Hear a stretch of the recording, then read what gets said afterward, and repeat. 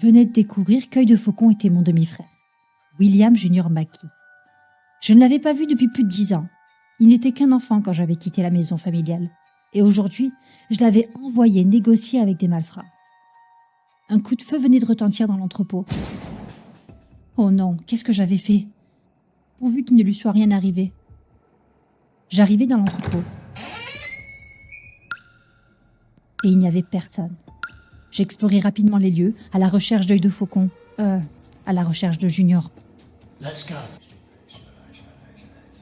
Je m'approchai des voix.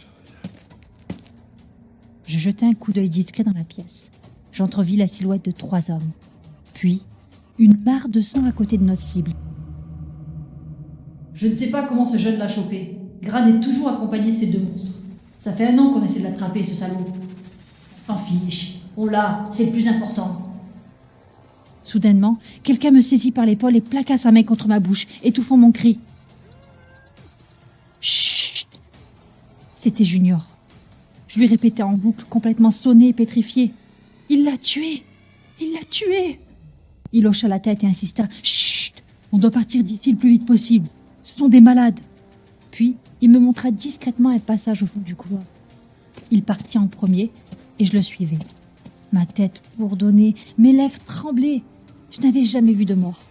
Des animaux, oui, des dizaines, des centaines même. Mais un être humain, jamais. J'étais tellement tourmentée que je ne vis pas la bouteille de bière vide au sol.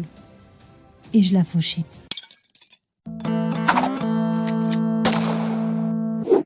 Junior se retourna et me regarda effaré. « Y a quelqu'un! Va voir !» On courra se cacher derrière un vieux poteau, mais c'était déjà trop tard. L'homme était déjà devant nous, le canon de son arme pointé sur notre visage. « Tiens, il semblerait qu'Œil de Faucon voulait continuer la fête avec nous ?» dit l'homme aux cheveux grisonnants. Junior tenta de nous défendre tant bien que mal, mais je le voyais bégayer, perdre ses moyens. « On n'a rien vu, Javier.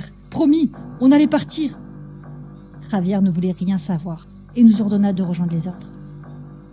On se retrouvait devant le cadavre. Il lui avait tiré une balle entre les yeux. Je tentais de garder mon sang-froid, tandis que Junior, lui, avait le regard vide. Un autre gars était là, le donneur d'ordre, si je comprenais bien. Il s'approcha de Junior et, un sourire sadique au coin de la bouche, lui dit « Je t'avais dit de prendre le fric et de te barrer, non ?» Junior ne répondit pas. « Il y a une devise chez les Grides, continua-t-il. Assez simple à retenir et appliquer. Le silence est la signature de la famille. Et quand quelqu'un fait du bruit, on doit le rendre silencieux. » Il attrapa son arme et le chargea. « Tu vois ce que je veux dire ?» Il pointa son gun sur Junior. Il allait tirer. Junior allait mourir à cause de moi. J'hurlais. « Attendez !» Il fallait que je bluffe pour gagner du temps. « On est des chasseurs de primes depuis des années, lui dis-je. On travaille avec Rips. Vous connaissez, non ?» Le gars ne dit rien. « Ok, j'ai son attention. » Je continuais. « Nous, notre devise, c'est de rester discret. Et ça, peu importe ce qu'on voit. Vous croyez qu'on a réussi à rester dans le game depuis des années comment ?» Le game ? Pourquoi j'avais utilisé ce mot ? Je continuais. « C'est pas le premier gars mort qu'on a vu. Et ce sera pas le dernier. Vos confrères, là, ils ont déjà fait ça devant nous. Est-ce qu'on les a balancés pour autant ?» Il y eut un silence. Je devais vite y répondre. « Non, parce que vos contrats, c'est notre gagne-pain. Votre gars, là, il était difficile à avoir, n'est-ce pas ? Et pourtant, on l'a eu, très facilement.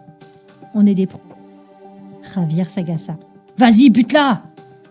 « Et par rapport à ce malheureux incident, continuai-je, en lui montrant le corps au sol, on n'en parlera pas. » Je le voyais sceptique. Je devais lui proposer une contrepartie pour gagner sa confiance. « Et pour vous montrer notre bonne foi, on veut bien vous faire un autre contrat à moitié prix. »« Je la sens pas, celle-là, » recommença Javier.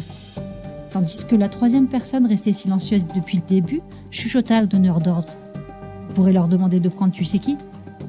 S'ensuivit une conversation codée que je ne pourrais relater. Le donneur d'ordre finit par se retourner et nous regarder avec toute sa froideur. « Très bien. Mais un pas de travers et on vous bute. »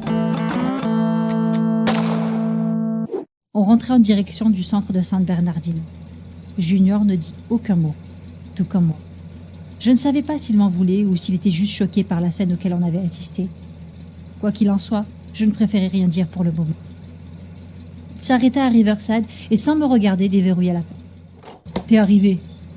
Je te recontacterai quand le donneur d'ordre me donnera le nom de la cible. » Il évinça ma phrase et sans que j'eus le temps de claquer correctement la porte, il fila.